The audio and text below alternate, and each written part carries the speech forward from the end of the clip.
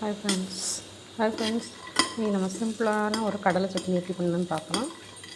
5 மினிட்ஸில் பண்ணிடலாம். இதை கொஞ்சம் போல் கடலை போட்டிருக்கேன்.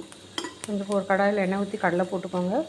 அப்புறம் 2 பூண்டு, தேவையான அளவு காரம். நான் 2 பேருக்கு செய்கிறேன், அதனால் வரமிளகா 2 போட்டிருக்கேன். நீங்கள் வேணால் கூட போட்டுக்கலாம். கடலை நல்லா வறுபட்டவுடனே உப்பு போட்டுக்கலாம். அப்புறம் கொஞ்சம் தேங்காய்,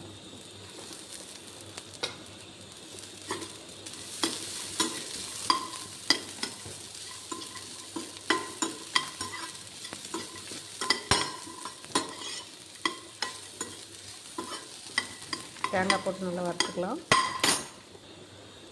கொஞ்சம் நான் காஷ்மீரி மிளகாய் போட்டிருக்கேன், மிளகாத்தூள்.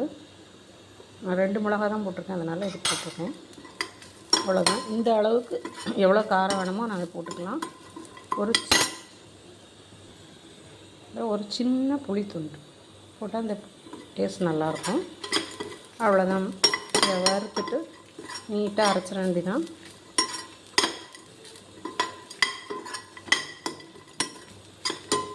அரைச்சிட்டு ஆற வச்சுட்டு மிக்சியில் அரைச்சிட வேண்டியதான். எல்லாம் அரைச்சாச்சு. இப்போ தாளிச்சிடலாம்.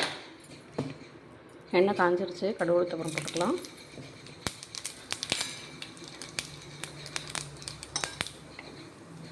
இந்த சின்ன வெங்காயம், இந்த கருவேப்பிலை,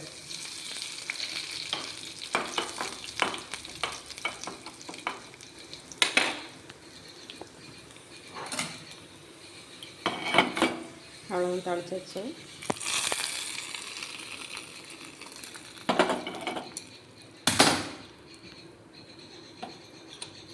ரெடி ஆகிடுச்சு, கடலை சட்னி ரெடி ஆகிடுச்சு.